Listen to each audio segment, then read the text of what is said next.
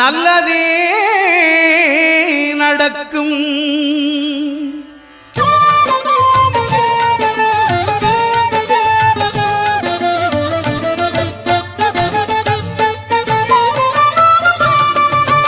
ஒன்பது கோளும் ஒன்றாய் காண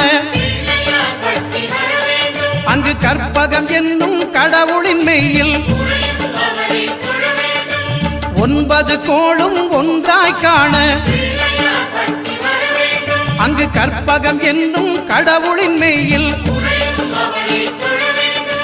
சூரியன் முதலாய் 9 கிரகமும் பலவித குணங்களை கொண்டிருக்கும். எங்கள் கற்பக தருவில் அவை வரும்போது ஒன்றாய் சேர்ந்து பலனளிக்கும்.